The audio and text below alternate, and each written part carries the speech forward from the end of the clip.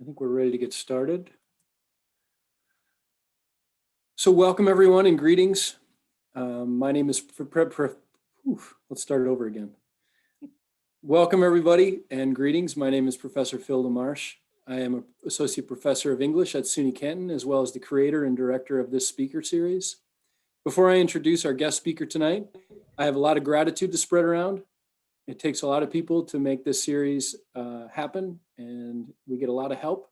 So first, I'd like to thank the SUNY Canton administration and staff for keeping the college sailing through this rough and unpredictable global pandemic. We are all here tonight because of the hard work and countless hours that they have put in through the last year. I'd also like to thank the offices of the president and provost and the Canton College Foundation for their generous support of this series. The SUNY Canton Public Relations Department also deserves a shout out for their continued help in spreading the word about this series. We are grateful to our students as well for persevering and maintaining their commitment to continue their education during these difficult times. I know it's hard out there, and I appreciate everyone showing up tonight, as well as continuing their commitment to their education. So tonight, to introduce our speaker, we have our own resident hero. Maybe some of you have had the opportunity to work with Dr. David Petitpent, who is the director of our Funeral Service Administration program, who has also been featured on the front page of the New York Times and countless other publications for his work assisting the funeral homes of New York during the COVID-19 epidemic. David's work with his program, Hands with a Heart, has been one of the most moving stories that I have encountered during the global pandemic, and it has been a pleasure to work with him to make this event possible. For years, I have been a friend and a colleague of Dr. Petitpent. I've always enjoyed talking with him and stopping by his office, which has a large couch in the shape of a casket. For anyone who hasn't seen it yet, I highly recommend it. He's a friend, he's a colleague, he's someone who I respect tremendously, and it's been a pleasure to put this event together with him. So please welcome Dr. David Petitpent. Well, thank you very much, Phil, for those accolades. I really do appreciate it. Hero's a little bit of a stretch. The real heroes were the funeral directors out there in the field that needed help, and my students, as well as some volunteers, lended a hand when the time was needed, and we were able to bring 740 human remains to their final place of rest. And the real tribute and the real honor needs to go to the families who lost a loved one, because what we did as funeral directors, no matter if we were students, no matter if we were just volunteers that helped out 1 or 2 weekends, we were able to help bring closure to a very tragic situation. And so I passed the real heroes on to all those who stepped up to the plate and was able to persevere and not be afraid of the virus, but to embrace proper precautions and to help many families put their loved ones to rest. And so they are the real heroes, and they are the ones that deserve the applause. So without any further ado, I want to introduce to you Sheri Booker. Sheri Booker, I was listening to National Public Radio one time, and Sheri, you know this presentation that you gave on NPR, and I'll tell you, I was driving to school and I was hearing this presentation that you were giving about this book, and I think I was late for class because I had to hear the whole presentation. I was just so fascinated with you, with what you were saying about 9 years under. You coming to life by your first job and embracing um, the whole occupation of the death care industry at a very early age. And what impressed me the most about your book was the way that how you, as a woman who was developing her understanding of death and grief and what is this all about, that the job helped create you as the woman who you are today. And I think that now that you work at Morgan State University as a professor of writing, I I don't think it's too far of a stretch to say that what you experienced in the funeral home has impacted your life forever. And just like what happened in New York City impacted my life and impacted the lives of many of those who volunteered forever.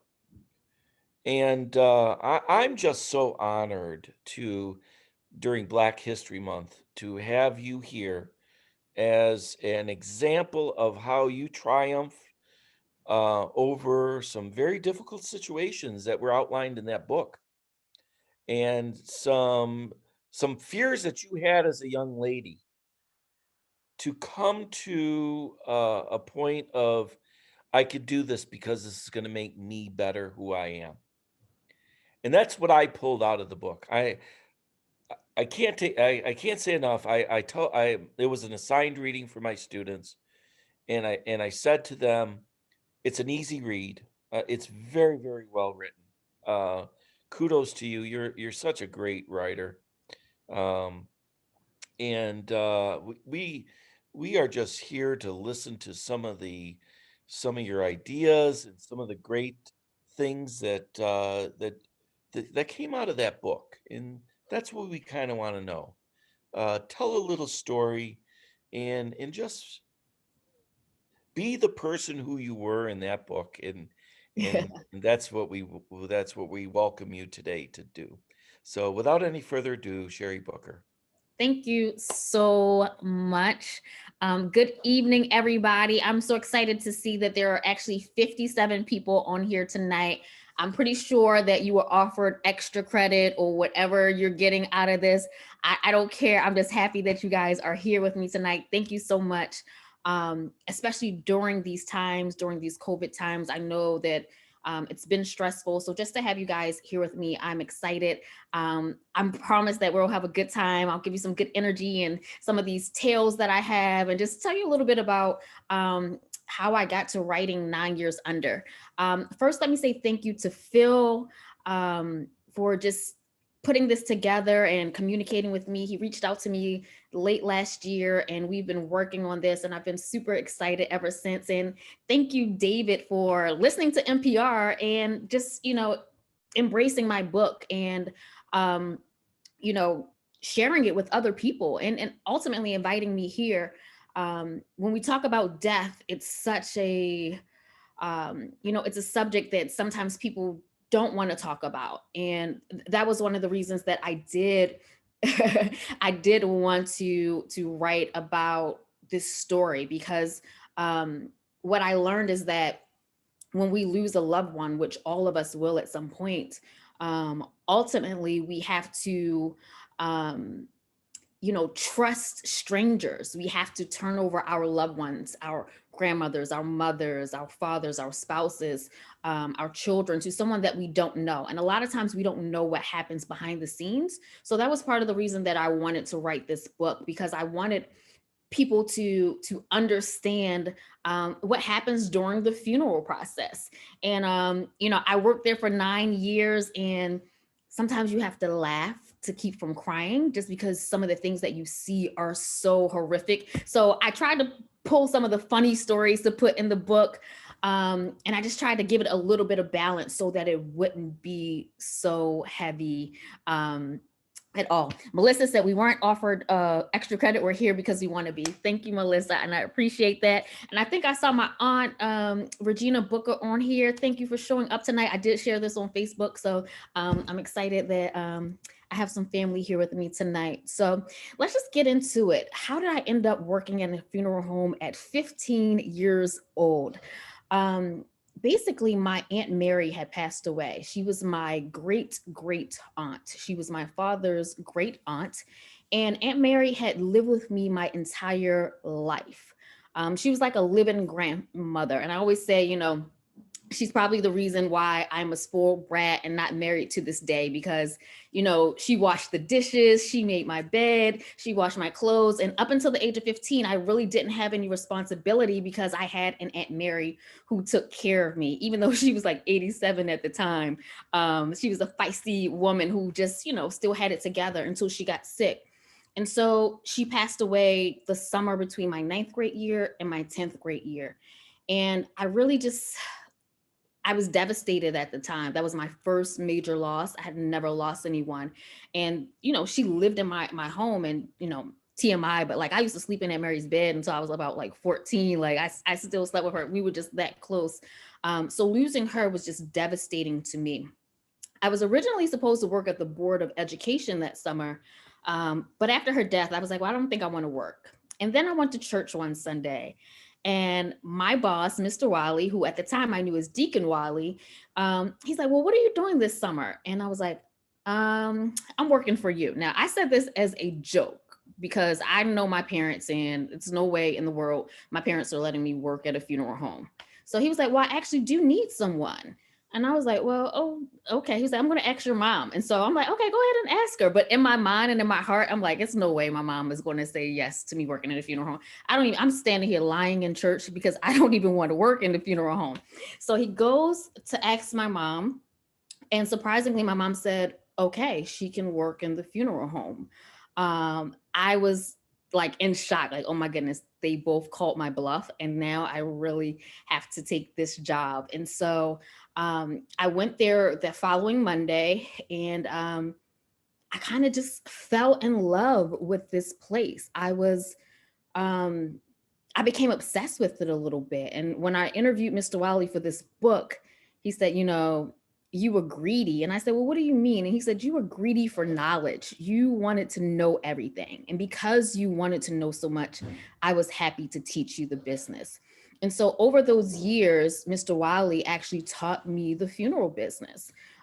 He took me behind the scenes and just showed me everything about the business. Now, those of you who are in the mortuary science program, you guys know, like, in order to embalm, you have to be a licensed mortician. At least here in Maryland, you do. And so I was not a licensed mortician, so I've never embalmed, but pretty much anything else, he basically showed me how to do. And I just love this world. And also because at the funeral home, I kind of got to be and feel like an adult as well, right? So at 15, I have all of this responsibility. I don't have a key to my own home, but I have a key to the funeral home. Mr. Wiley and the people there, they really trust me and they give me responsibility, where at home I was a little sheltered, and, Aunt Mary died. So my parents are kind of just like, oh, babying me up a little bit. And then I get to go to this new world where I'm just doing all of these things. So that was fascinating to me as well. And so I was only supposed to stay there for a summer, and I ended up there for 9 years. Every summer for high school, every summer and some days after school during college. And then when I graduated from college, I started working there full time, and I was managing our location in Baltimore City while we were building another location in Baltimore County. I thought that was how I was going to spend my life, working in funeral business, just because I loved it so much. But my boss would always say, like, you're too smart for funeral service. Be a doctor, be a lawyer, be something else. And so, I kind of just took that and went to college to do some other things. And then I just, ended up being a writer and writing this book. And so no matter what I do, I still can't escape this world because, as David says, it's had such a huge impact on my life. While most people run away from death, I ran towards it. I needed it to survive and to get through certain things in my life. And that was a world where I felt safe. It was a space for me where I just felt like my authentic self. And I loved it there for those 9 years that I was there. So I know I said a lot. I wanted to share a little bit from the book. So I'll read a little bit and then we can talk. And I'll catch you guys up and then we can take some questions and everything too. All right, so this is from chapter 5. Baltimore had become a metropolis of death.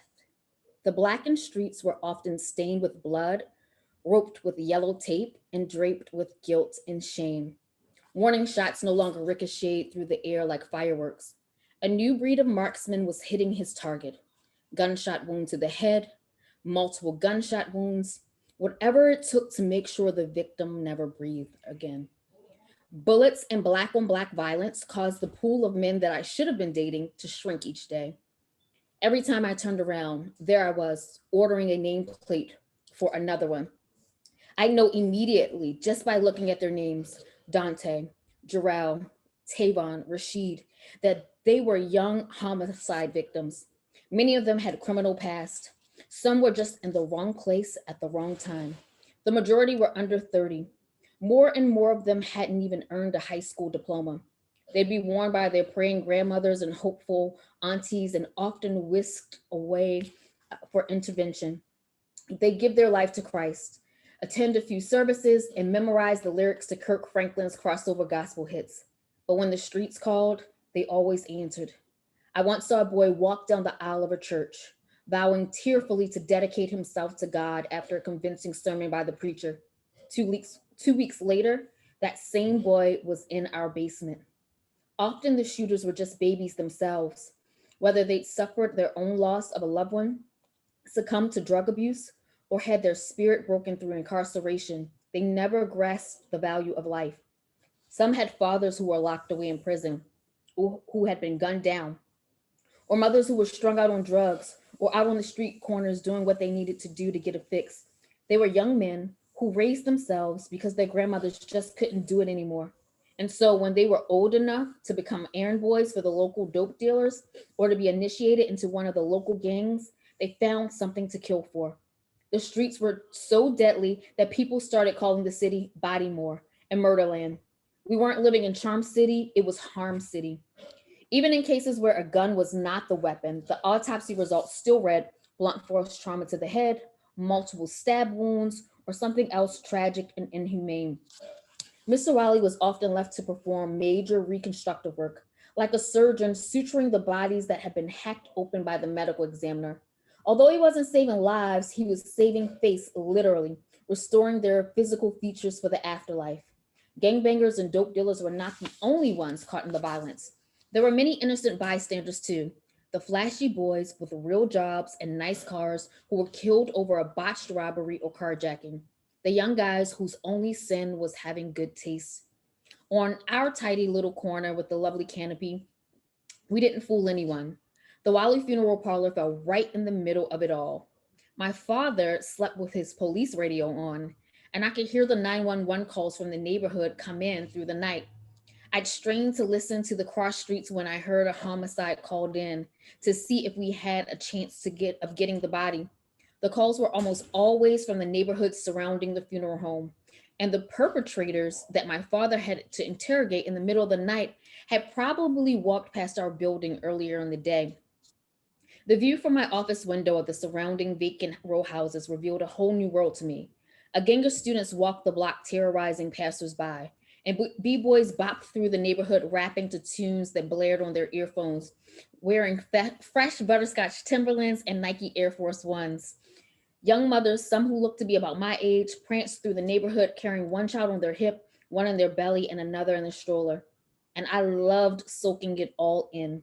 In my parents' attempt to give us a better life, they kept us far away from the action of the streets. I'd hardly stepped from my own porch to walk alone in our safe neighborhood.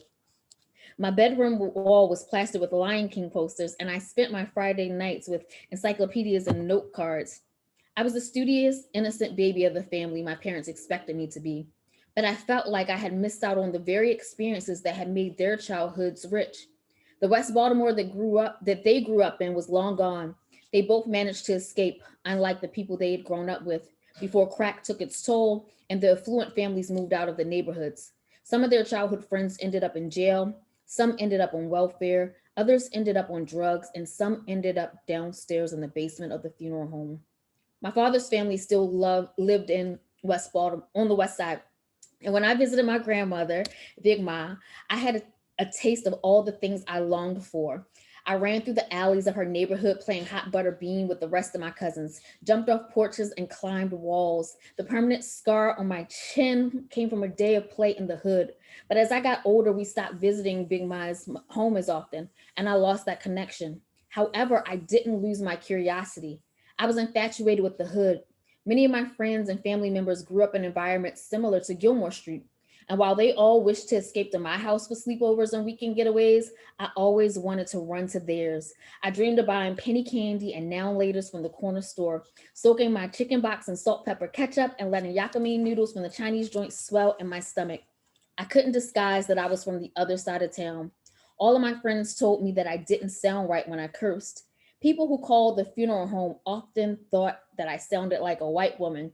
Even Miss Angela made fun of me and called me a librarian on days that I styled my hair in a bun and wore my gold rimmed glasses.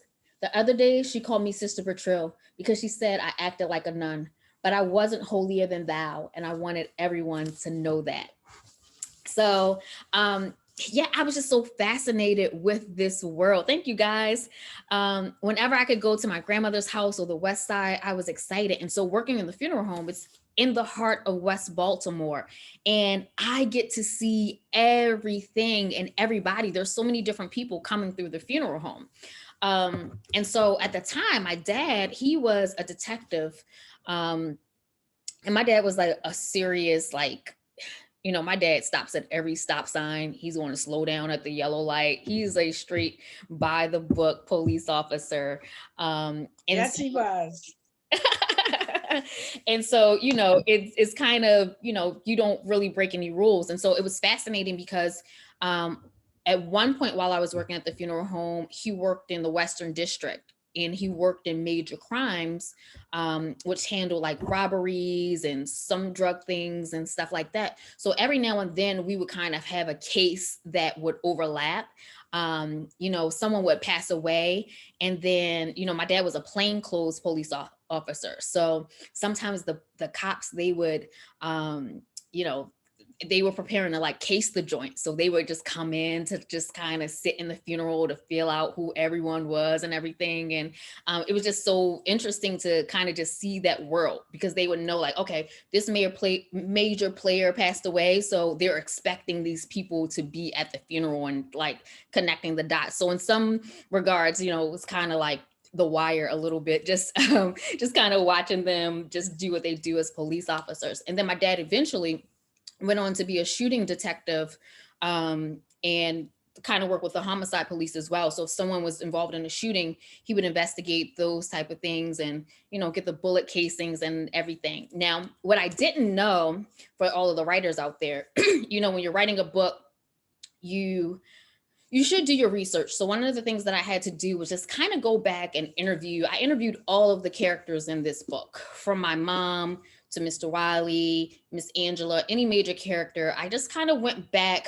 just because we can't trust our memories as much as we would like to, just to kind of get stories. And so one of the things that I did not know was that my father, he wasn't necessarily as excited about me working at the funeral home as my mom. So he had one thing. He said, okay, because she convinced him, well, she's just going to answer the door and answer the phone. And my father said, okay, that's fine. She can do that. But whatever she does, make sure she does not go in the basement where they do the embalming. And you know what I end up doing? I got invited into the basement and I could not stay out of the basement. I was obsessed with that world. So I never knew that until I was actually writing the book at the time. And, I think he probably felt that way because probably thought that I would lose a little bit of my innocence just being in that space. And working in a funeral home, you do grow up very, very quickly because you see a lot, and you have to come to peace with death very quickly. When I first started working there, I used to cry at every single viewing. Every time I'm like, oh my God, Miss Johnson died. Oh my God, Mr. Brown died. And then one day, Mr. Wiley caught me and he said, you can't cry here. He's like, look at the wall, look at the floor, look wherever you need to look. But when you come to work, you have to be a professional. If you are crying, then you cannot do your job here. And so you have to figure out what you need to do in order to be, the best worker here in this funeral home. And I stopped crying, and I really just took my job really seriously. So I stopped crying for probably like the next 7 years of my life. Because I just took my job so seriously. So I'm like, I just can't cry at all. Like, I just can't even put myself in that space. So no matter what I would go through, it's like, okay, my boyfriend broke up with me. I'm like, what do you want me to cry? What do you want me to do? Having a rough day. I'm like, what do you want me to cry? And now that I'm older, I'm kind of like ultra sensitive a little bit. I'll see a bird and I'm like, oh my God, it's a bird. It has wings.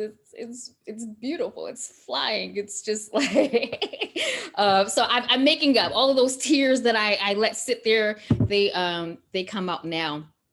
But I also will say that, just in terms of professionalism, I often liken it to being a firefighter or a first responder or a police officer. When you show up to that scene, to that death scene or a traumatic scene as the first person, like you really just don't have the luxury of crying or having a meltdown or having a panic attack, because you have to be there to support these people, these families, and be there. And so there's some professions where you do kind of have to become a little bit numb in order to do your best job. And sometimes it gets hard because, when you're out of that space, you are a human being. And sometimes you carry those things home with you, even when you don't want to carry them home with you. You still remember the things that you saw. You still remember the things that you felt.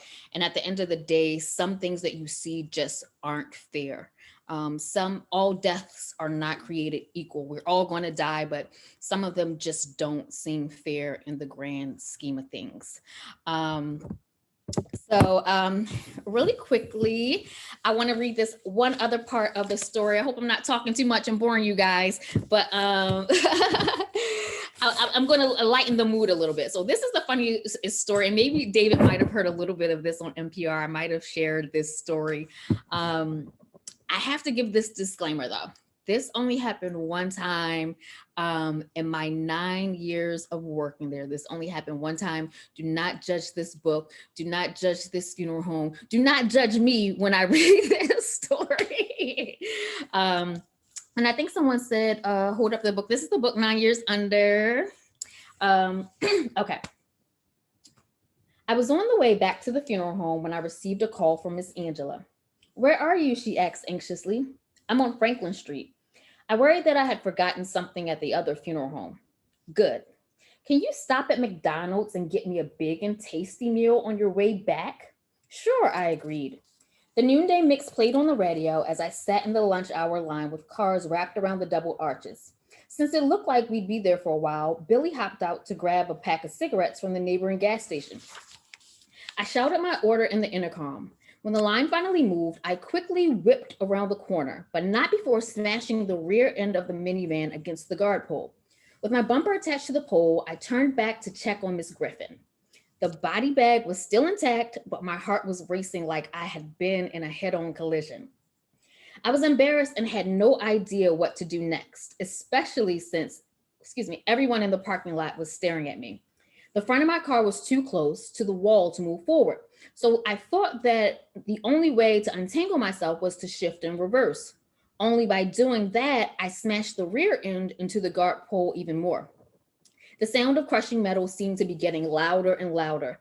I shifted the gears from reverse to drive, and after going back and forth, I was finally able to separate the car from the pole. Again, I looked back at Miss Griffin, who lay there quietly, unaware of the commotion. The McDonald's workers from both window 1 and window 2 poked their heads out to see what the noise was about. Embarrassed, I drove onto the first window where I paid the cashier. Someone does this every day, the young worker tried to console me. Looking back through the side mirror, I saw a rainbow of car paint on the pole, but it was no consolation for my plight. I was terrified that the body and the back was not still in one piece. When he returned, I asked Billy to take a look at the back of the car. He almost choked on his cigarette when he saw the damage. It had basically been a fender bender between my vehicle and an inappropriately placed pole, but the damage on the car looked like I had been rammed by a tractor trailer more than once. Just looking at the car, it seemed like I should have been hauled off in an ambulance, or the passenger in the back seat would have lost a limb. Thank the Lord I wasn't in here. You all right? That made me feel worse, as I realized that I would have to take the blame all by myself. Yes, I'm all right. I just hit the little garter pole thingy, and Mr. Wiley is going to kill me. He nodded his head in agreement. What should I do? Call him. I dialed the number, hoping he was still on the service, but he answered on the first ring. Hey, how's your day? I asked, trying to mask the anxiety I felt. Good, I'm on my way back to Gilmore Street. You got my body? You're gonna fire me, I told him. I'd seen people get fired for much less. Why? What's up?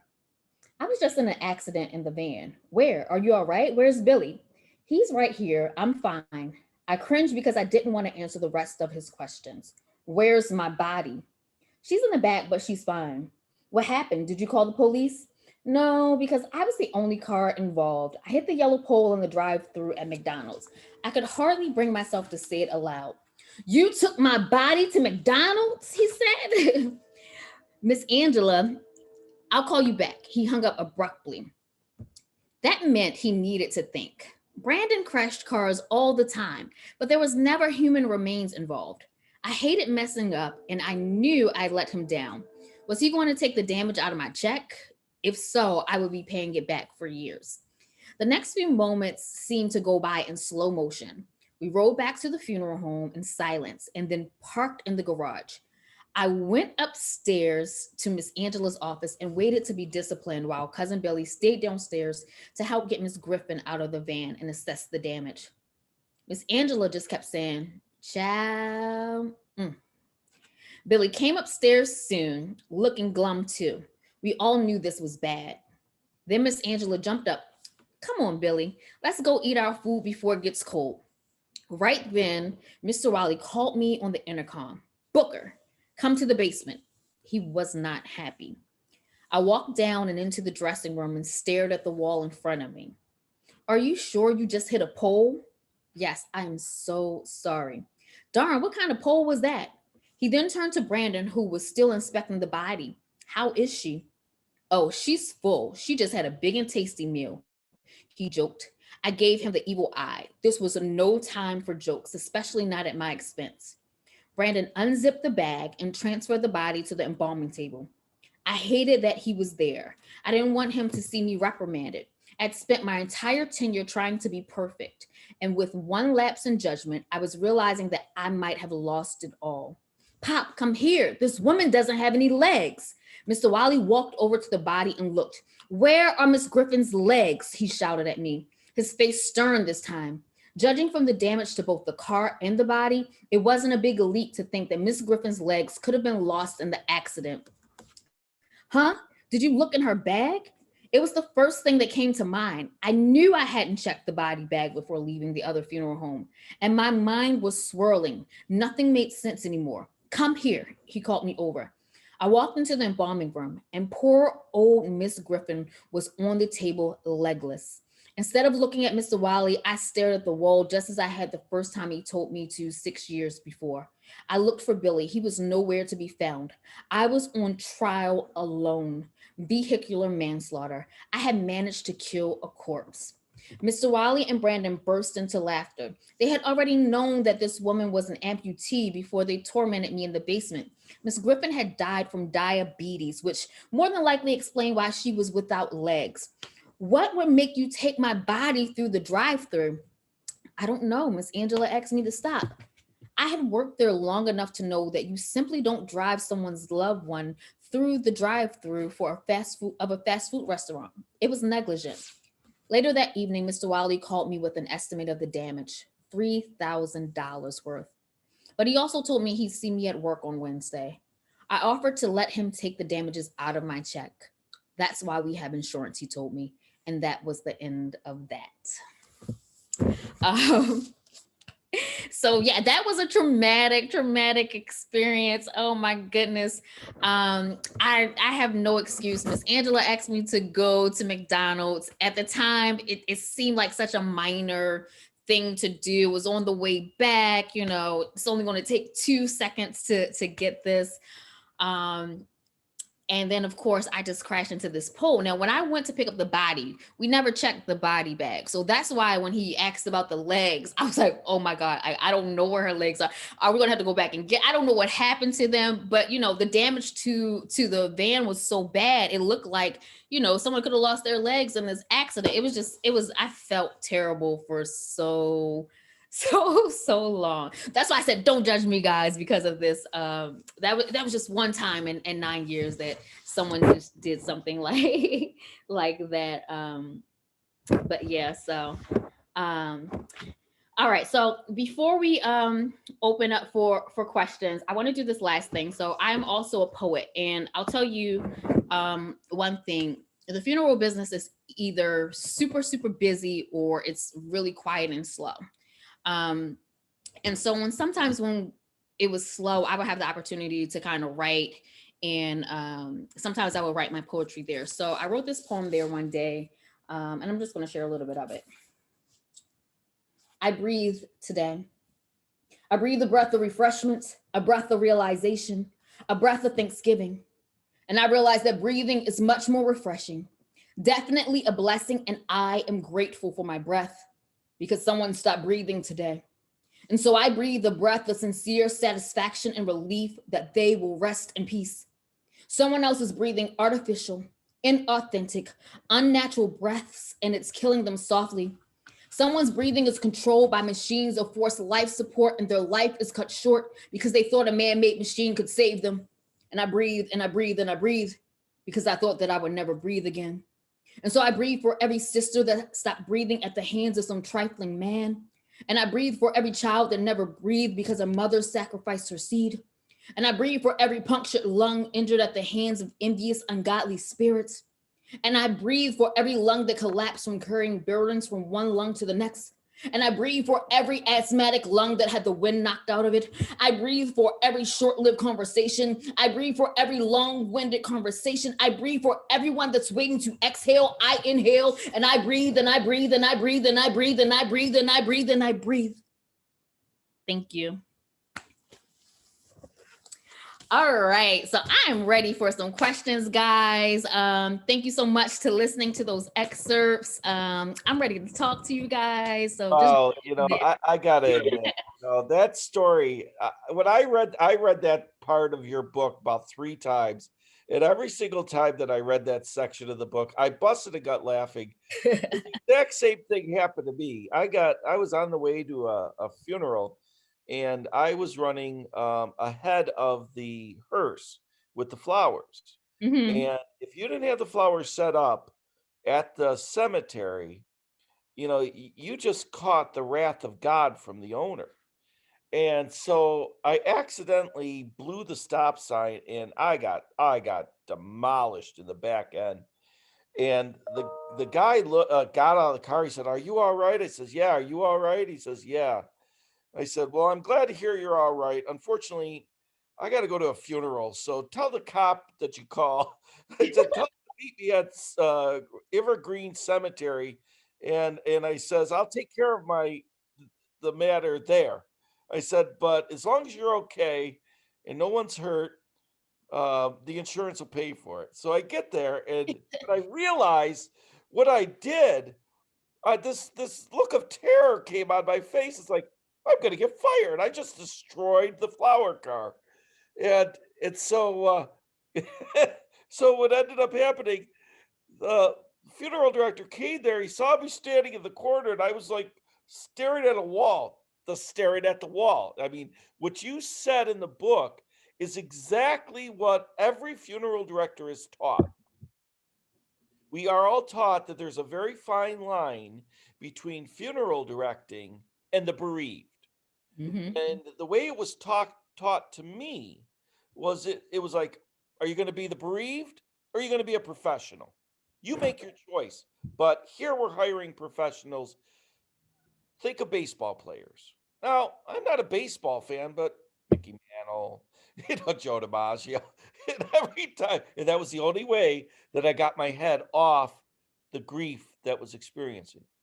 Yeah. But one thing I want you to share with respect to your experience is how sometimes it's so overwhelming that you just have to let it go. When one of the biggest problems or one of the cases that haunt me the most are like the little babies that I had to Oh bury, my goodness, yes. and I'm sure that you did the same. And how did you deal with that Yeah. on such a complex case? Um, being a woman of faith, I was always able to kind of rationalize why people die. Like I could always kind of see the bigger picture. Something would happen, and I was working with families, and then you would understand it's like, oh, the Lord had to take this person to bring this family closer together, or I just had this rationale. But with babies, it was always just so different because it didn't make sense. They were just so innocent and so sweet. And what probably one of the first cases I ever dressed by myself was a baby. Like, and you really you have to put the pamper on them, and you just kind of smooth them down and put baby oil. Like, you just really treat them like a real baby, and that was really tough. One of the most difficult cases that I ever worked on was here in Baltimore, and there were these 3 Hispanic children, and they were decapitated. Very, very young children. I'm sorry for being so graphic, but they were decapitated by their uncles. Oh, Their uncles were they had brought them over into the United States, their family over into the United States, and the parents had not paid them, and they owed them a huge debt. And so, in retribution for the debt, they actually decapitated their own niece and 2 nephews, and it was just such a that was one of those cases that I just could not. Um, just separate. A lot of times you would kind of just be able to be like, okay, all right, let me decompress. All right, I'm going to try not to take this home with me. I'm going to try not to think about it. But that was one of those ones that just kind of haunted me for a very long time. But you try to keep yourself as busy as possible and focus on it, and you try to leave as many of the cases at work that you can.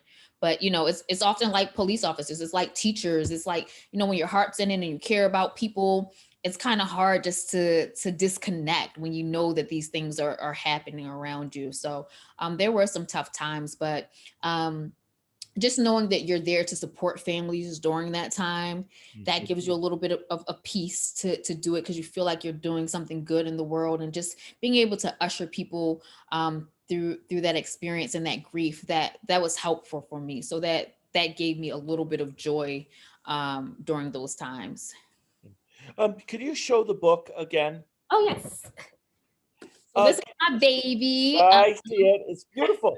Can you talk a little bit about the picture? One of the students wanted to know what's the significance of the hat on there, or does it have any?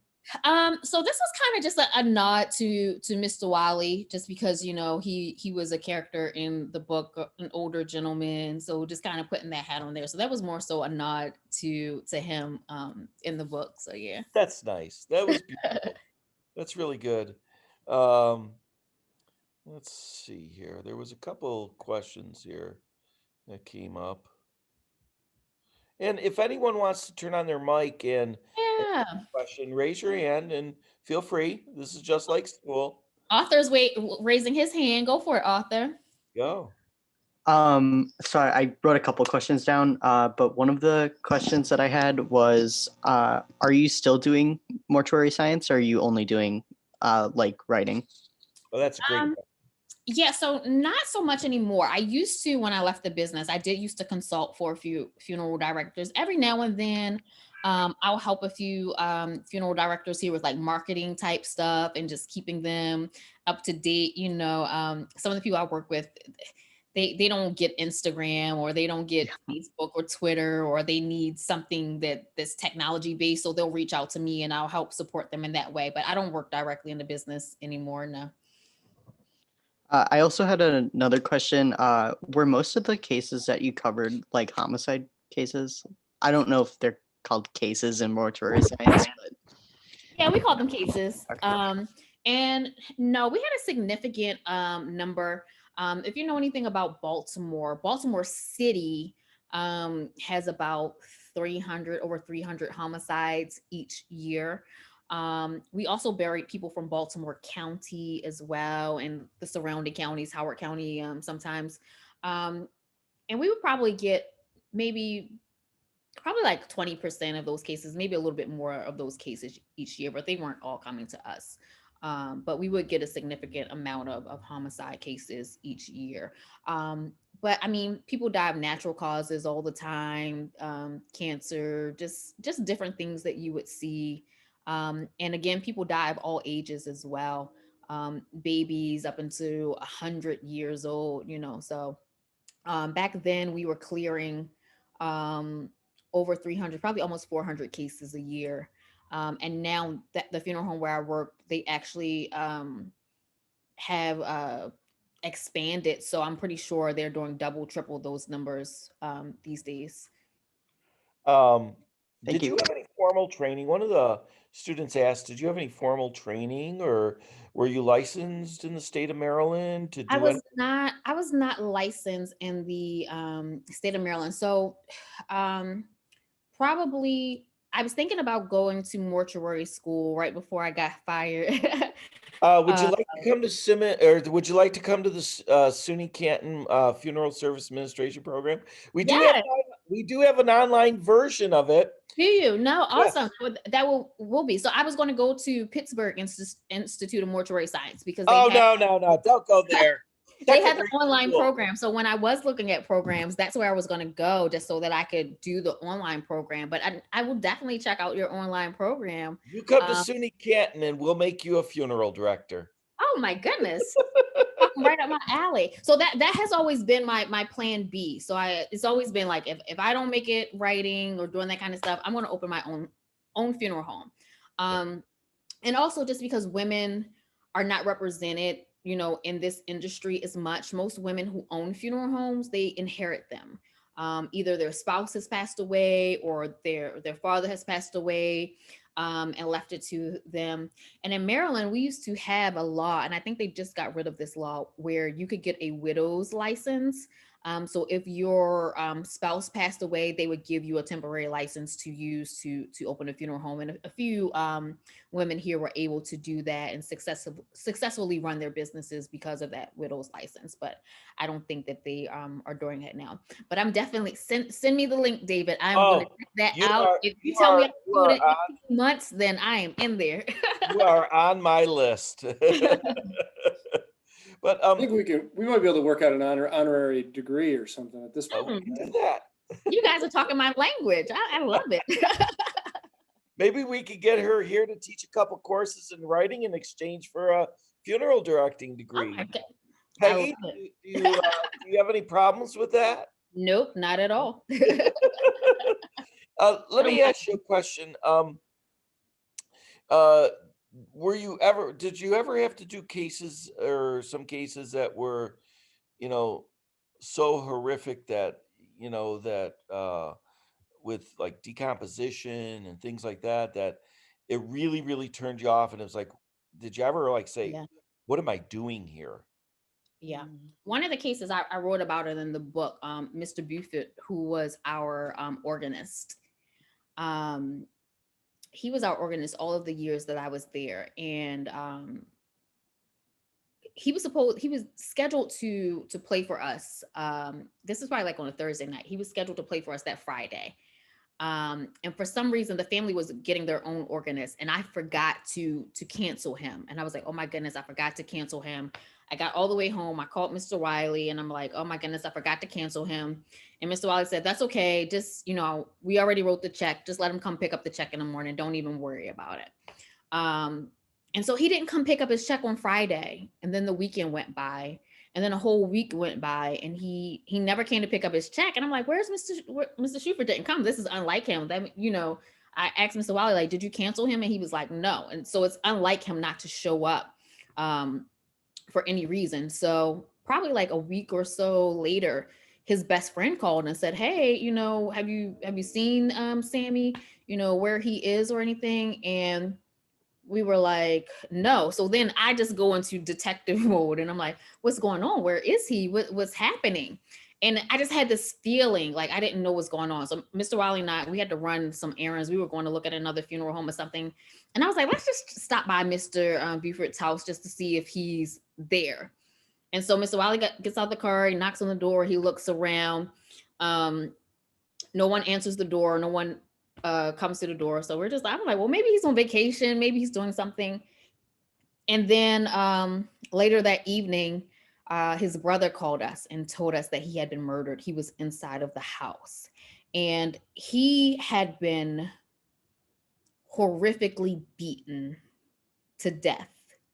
And he was in that house for probably over a week, at least probably 8 to 10 days. So he had started to decompose already from just being in that house. And between the beating and the decomposition, that was probably one of the most horrific things that we have ever seen in our life. And it was so personal because we actually knew him. This was someone that we worked with on a daily, weekly basis. And Mr. Wiley actually went to high school with him. And that might be like the first time that I saw Mr. Wiley actually, that case was hard for him. I don't even know if he was able to embalm. I think we might have had to call someone else in to actually do the service. It ended up having to be a closed casket service. And he was such a well-known, well-liked man that it was just such a sad time. So yeah, that was difficult. And then one other case, where a professional boxer had beat his girlfriend, and just the horrificness of that and her face and her body, that it was just like, I mean, how could you do that to a human being? So yeah, that was tough, just seeing those things. And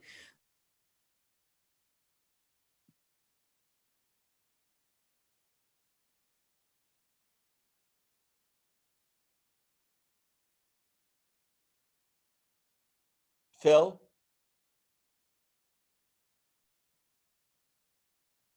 Looks like we froze up for a minute. Refresh. RJ, can you refresh?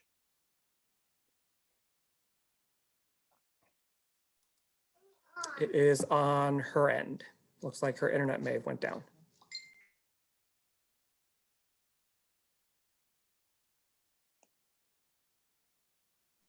We'll give it just a couple minutes. There she are. There we you go. sorry guys, I'm back. So you left off at that was a horrific experience. Yeah, that was just a horrific experience. And it really just was very tough. And I was saying like that, those are the cases that make you question or think about, like, just, is this something that I can, do and deal with, every single day, seeing this. So those were the moments where I did question if that was for me, that job was for me.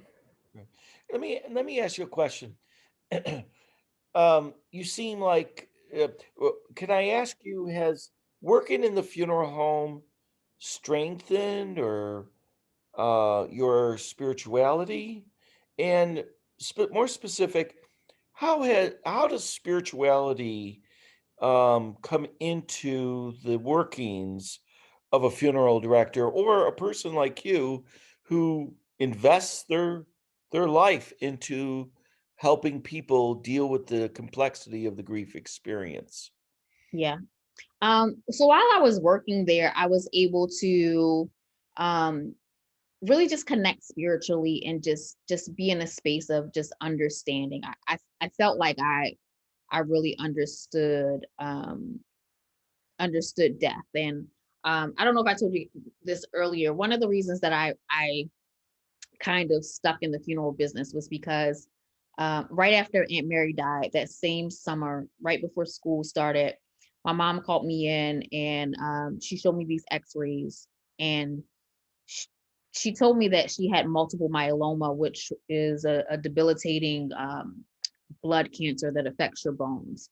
and the doctors had only given her 5 years to live. And this was the anniversary of those 5 years. And she was telling me that. And she really didn't know the prognosis going forward. She didn't know how long she had to live or what was happening. And that was part of the reason also the reason that I kind of just got stuck in this world, just because I also had to deal with that thought of my mom could die at any point as well. So my mom's name was Mary too. So I'm like, I'm going to lose both of my Marys. And then my mom had an incident just like the beginning of my 10th grade year where one of the bones in her back collapsed, and she was in the hospital for a while and everything. And so that's really when I started going to the funeral home a lot and just really getting, close to them, and just having this other kind of family, the surrogate family there, just because, again, I was trying to embrace death and understand everything about it and learn how other people were dealing with it and coping with it.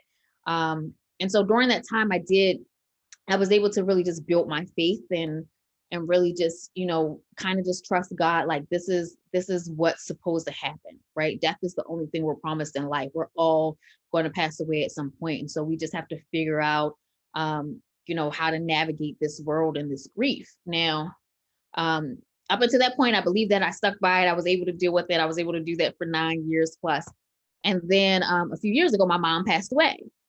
And everything I believe went out the window. Like, yeah, that was the point where I really just questioned my faith, because I'm like, really, God, now you're going to take my mama? Why her? Why these things? So when it became personal, then it also became a challenge for me. My faith was really, really tested and trusted. But what I did learn about my mom and so many other people that I, work with, other families, is that, my mom actually lived a full life, and it felt like she had completed whatever she was here to have done. She served her purpose. And right before my mom passed away, my mom was a principal for about 20 years here in Baltimore City. And she was kind of like just forced to retire because she just started to get sick. And I didn't know that she had put in her retirement papers like 2 weeks right before she passed away. And to me, that just said she knew, like, my mom went to work no matter what, crushed bones, in pain, going to chemo, whatever was going on. She had work. That's what motivated her. That's what kept her going. And then when she couldn't do that anymore, she was like, all right, guys, peace out. I'm done my job here. And I did that. So that helped me to come back and get my faith back intact, just understanding that we all serve a purpose here. We all have a time here. And we never really know when that time is. So we just have to make the best of our lives while we're here. One of the students asked if you are on a book tour. Have you been on a book tour? I know that you did an NPR, but do you do book tours? When the book first came out, we did a small tour. We did a lot of press locally and kind of just on the East Coast. We did some things, and then we did some national radio, some national magazines and things like that. But I'm not currently on a book tour for this book, no. Great. Let me ask you, what do you bring? Currently, you're teaching writing, and you're teaching how to get your thoughts out on paper and put your experience so that when people read it, they feel the experience of being there, just going through the drive-through and taking out 2/3 of the car. I mean, you did it, you painted the picture. Yeah.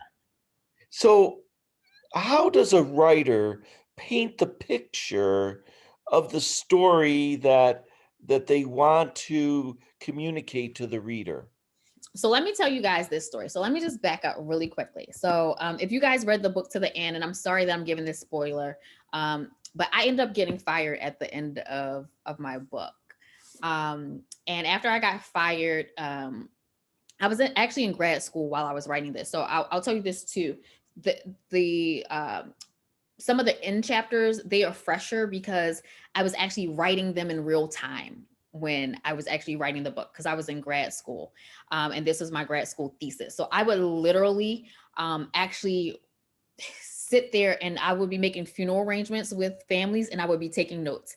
And I would like, can you say that one more time? Can you do that again? So that's why like the last chapter is like when we have the mix up with the body and things like that, like I literally wrote that the same day. When Mr. Buford died, I wrote that same weekend. Those scenes were written right then when this stuff was happening. But I end up getting fired and I get the opportunity to go live in South Africa for a year. And so I'm supposed to be there writing my thesis and also working at this literary magazine. And at that time, I was like, you know what? I'm so mad at Mr. Wiley and Brandon. I am not writing this book. I don't want anything to do with them. I'm not spending another year of my life on these people. But I was already halfway through my grad program. So my advisors are like, listen, you need to finish the book. This is a great story. This is a great idea. But I didn't know how to do it because back then I'm like 24 years old. I'm emotional. My feelings are hurt. I can't believe you fired me after all of this time, all of these years, everything we've been through. Then you let me go. I don't want to write about it. So what I ended up doing is I reorganized my book. So I took all of the personal things out, all the relationship things, I took that out of the book. And so I rearranged the book. So the first chapter was about death calls. And then the second chapter was about removals. And then the third chapter was about embalming. And then the fourth chapter was about funerals. And then the fifth chapter was about viewings. And then the sixth chapter was about burials. And I organized my book that way. I actually ended up winning the departmental award at school for graduation just by organizing the story that way. Well, after school, one of my friends from grad school, she ended up getting an agent and she got a book and it's called Let Me Eat Cake. Her name is Leslie Miller. If you guys like cake, grab her book. And she told her agent about me and she just kept saying, I have this friend who wrote this book about, death or whatever. And her agent said, well, tell her to write me, to query me. And so every day Leslie's like, did you write my agent? Did you write my agent? Did you write my agent? Did you write my agent? And I really didn't feel just sure enough to even send this book off. So I send this book off to the agent. I send my manuscript and she's basically like, I love this book, but it's missing this, this, and this. And so everything that is missing is everything that I took out of the book. She wanted all of the personal questions. Why would your parents let you work in a funeral home? Why would you want to work in a funeral home? Are you crazy? Is there something wrong with you? Did you have friends in high school? Did people like you? Did you date Brandon? Like all of these questions that she's asking me, how did you get here? What's going on? She's like, in order to work with me, you have to put all of these things in the book. And so I'm like, I don't know if I want to go back and put all of these things in the book. I like it the way that it is, just talking about the funeral business and the stages of the funeral process. And so I let a whole year go by. And then the following Christmas, she reached out to me and she was like, did you sell that book yet? And I was like, no. I was like, okay, I'm working on it now. I'll send you something in the new year. And then I went back and rewrote it, asking for the things. I just answered the questions that she was asking for. So I said that to say, when I was in grad school, when I started grad school, I was 23 maybe, right? And everyone kept saying, you're too young to write memoir. You're too young to write a memoir. You haven't lived enough. You haven't done enough. And I'm like, first of all, I'm from Baltimore. I've seen enough. I've done enough. I have stories and I worked in the funeral business for almost a decade. I have stories.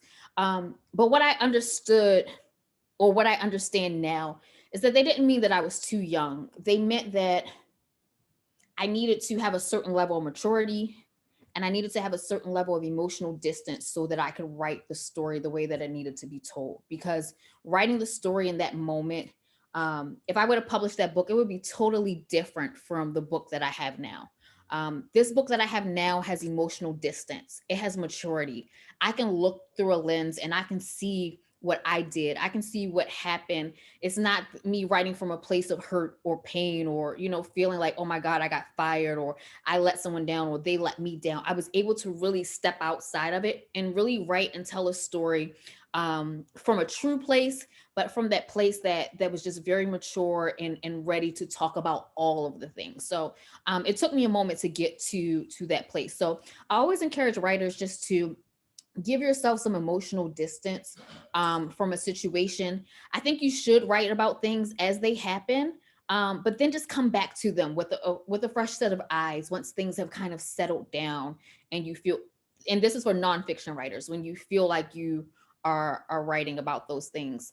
The other thing was just, my book is a memoir and it's nonfiction. So it was very tricky deciding what stories to put in this book, because I also understood that the people that I was writing about, they actually had a business, and I didn't want to impact their business. I never, wanted someone to read this book and say, oh my God, they drive people through the McDonald's drive-through. I don't want to go there. I don't want to bury my family member there. So I had to be very careful about what stories I told in this book. Because I wanted them to have a little bit of deniability, just a little bit. And I wanted all of the onus to be on me on the stories that I told, because I didn't want to impact someone's business, because most of those mistakes that we made only happened once in those 9 years. And so that was important too, just deciding what stories went into this book. And you did it well, very well. And, I did not want to give up the ending of the book if anyone was reading it. But since you opened the door, Sorry, that- guys. I've always said that failure is good as long as you learn by your mistakes, correct your behavior, and move forward towards success. Yeah. So what would you advise, these students here that are learning and failing and succeeding? What's the most important thing that you learned from being terminated?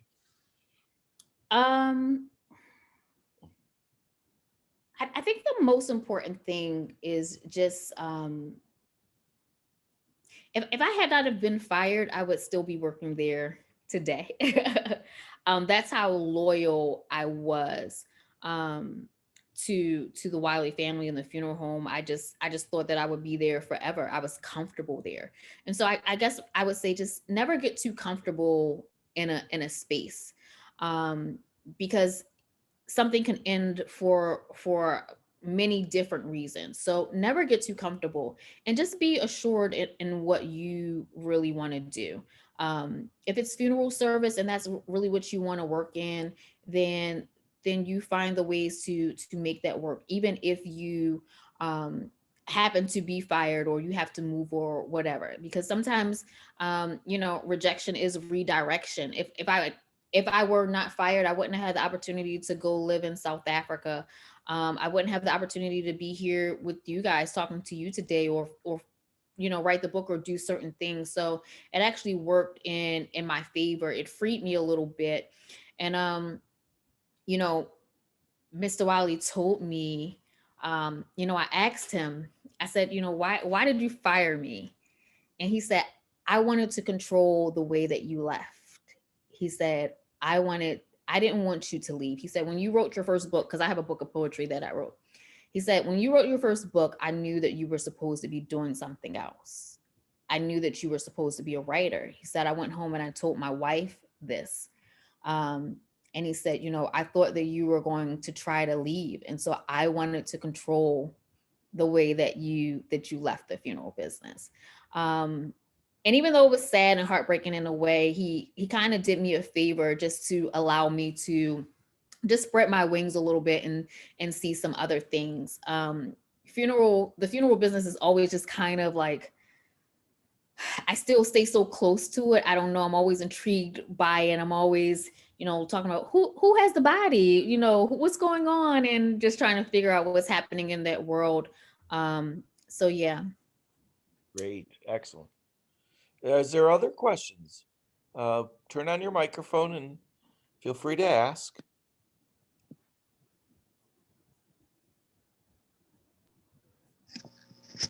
Someone asked if your book is available as an audiobook. We actually did not do audiobook. I actually am going to reach out to my agent because I think it's time for us to do an audiobook. But back then, we didn't even really explore that. Audiobooks weren't as popular as they are right now. So we didn't do that. But that is something that I am considering. So But you definitely need to read it with the enthusiasm that you bring to this presentation today, because I'm telling you, you feel the presence of being there where you were, and I really do think an audiobook would be a really good idea. Thank you. We're going to get right on that. I think someone else was turning their mic on. Did you have a question? I don't know how to say your name. Okay. Anyone else? What is your first book called? Your poetry book? Oh, it's called One Woman, One Hustle. Mm-hmm. Can I ask you, since it's Black History Month, okay, Mm-hmm. who's your hero, your Black hero? Who's my Black hero? Mm-hmm. So many to think about. That's a tough question. But I really love Maya Angelou. I love her work. She has such an interesting just story. But if I had to pick like a modern hero, I think I would pick Barack Obama. Like I'm just fascinated with his journey and his life, and just the fact that he was able to become president of the United States. I never thought that we would see that in my lifetime. I never thought that my grandmother would get to see that in her lifetime. So that's kind of a big deal to me. So he is kind of like my hero in that regard and in that respect. So yeah. It's great. It's great. I love Black History Month. I every year, my favorite person is Dr. Vivian Thomas. And you should know him because he's from Baltimore. Yep. He taught at Johns Hopkins University, and he was the pioneer of blue baby syndrome, the heart defects. He helped create the surgery for correcting that heart defect. And he's always been my Black hero. Very And nice. every February, I look forward to Black History Month because I learn about a very interesting person who did something against all odds and triumphed and set a pathway for themselves. And this year, I found Dr. Patricia Bath, and she was the pioneer in cataract surgery with lasers. Okay. And uh, I read the story on her, and she's it was just a fascinating story. Um, so what I'm trying to get to, and this will probably wrap us up. Okay. You know that there's a lot of tension in society today. Mm-hmm. You know that there's a lot of racism in society today. And what can we do? Every single one of us that are hearing you today, what do you think that we can do in our daily lives to make a difference and be more accepting of who's in our society, not because of the color of their skin or because of the way they look, but Hello. how can we do something to change the way society is thinking in these hurtful times? Yeah. Yeah. I think the world just needs a little bit more compassion. Um, that is something that we have just lost. Um, I think social media has just changed things and intensified things in a way that it moves so fast for us that we have not been able to catch up where we need to be. And so I think some things are driven by just social media and this world of social media that um, kind of influences our thoughts and puts the pressure on us. I think we have to step away from our phones a little bit and those devices. And I think we have to talk to each other and connect with each other. Now, we can't do that so much because of COVID, right? But when that is over, I think we really have to make a conscious effort to learn about our neighbors, to talk to our classmates, to understand them, to understand where they're from, on both sides, you know, on all sides of the spectrum, right? We need to communicate with each other, you know. I was reading some articles about what's happening with Asians and Asian American people, right? What they're experiencing right now. And so we just have to be open to understanding, to talking to people, and just having a little bit of more compassion with each other. Everyone has, you know, stereotypes, everyone or their own biases and ways that they feel. And so we have to work to understand why we feel that way, and then be open and willing to make those changes. And I think the first step starts with just interacting with each other, right? In a world of, let's just say, funeral service, the funeral business is probably one of the, I often say, the second most segregated business, right, outside of churches, right? Typically, Black people bury Black people, and white people bury white people, unless you're in a small town where you know, there's that very fine line. And so we have to really figure out, you know, how do we make these connections with each other? Why do we tend to do that? Why do we have these beliefs? And I think that's how we move forward. And just taking a step back from social media too, just to not allow that to influence us so much, right? We live now, there's the cancel culture, everyone's hypersensitive, there's so much going on. And I think when we really just kind of step away from that and say, you know what, I'm not going to get angry on Twitter today. If this is a space in my classroom where I can ask this question or talk to someone, then I can do that. And I can listen. We also have to listen, because that also is the one thing. We don't listen at all. And everyone on here can say that we don't listen. And so we have to listen to each other too, and be willing to learn. And I think in the next few years, we'll start to see the changes that we need to see to move us forward as a nation. You know, we're going to have to do some groundwork ourselves, and not lean so much on politicians and politics and stuff. We're going to have to do some of that work. And I think we can start by engaging with each other. And I thank you guys for bringing me here tonight to speak with you all and talk with you all about this experience that happened in Baltimore, you know, in this Black funeral home, in this Black world. So just opening up and reading books by Black authors, and learning about some of those things. I think that also helps too, for us to have some understanding. So, Phil, I'll turn it back over to you.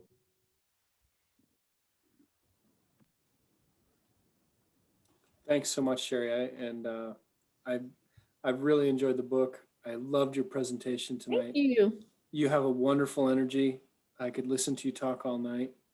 And I love the experience that you presented with us, that you showed, you know, the world that you took us into. I mean, it's one of my favorite things about books, and it's the thing that I've fallen, you know, it's the thing that caught me when I was a kid, and it's the thing that still hooks me, is the ability to open the cover of a book and to have that, you know, to open the cover, to open the door on another world, you know, and for a person in my situation who's never been in the mortuary science world, who, you know, grew up in a, you know, very white rural community, to be transported into that world. I mean, it's magic. It's really the closest thing we have to sorcery or magic spells. You know, the fact that we can open up these books, we can look at these pages, these little, you know, symbols that we write down, like suddenly there's pictures in our minds and there's experiences that we're taking part in. And it's, I think, like you said, it can be a medicine, you know, it can be a medicine, and it can be the beginning of a conversation, you know, but like you also said, there is work to be done for all of us. But Absolutely. it's a tremendous, I love your writing. I love your writing is tremendous. I would, in another conversation, I would love to open the door more on that. But we only have the time we have tonight. Thank you And so much for joining. we look forward to having you in the fall 2021 in the mortuary science program. Yes, we're going to talk about this. You guys are joking, but we're going to have this conversation. We have a intensive writing course that I will assure you your book will qualify for credit without even having to take the course. You did exactly all the learning outcomes. There's 3 credits already. There you go. You're halfway home. That's awesome. Listen, thank you guys. Thank you everyone that showed up tonight. I truly appreciate you. I've been reading your comments in the chat box. Thank you so much for just being here. I felt the warmth, and that's why I was able to give you this energy. So thank you all so very, very, very, very much. I had a great time. And thank you to my aunts that showed up. I saw my Aunt Debbie here, my Aunt Gigi here. So thank you guys for showing up as well. Yay. Many blessings to Love you. you. Yeah. Love you too. And you stay safe, and everyone stay safe. Keep social distance, wash your hands, and keep your mask on. Many blessings to everyone. Good Thank night. you. Good night, everyone. Night. Good night, Sheri. Thank you so much Good for joining us. night. Good Bye-bye. night. Talk to you guys soon. Yes. Thank you. Good job. Thank you. Sheri,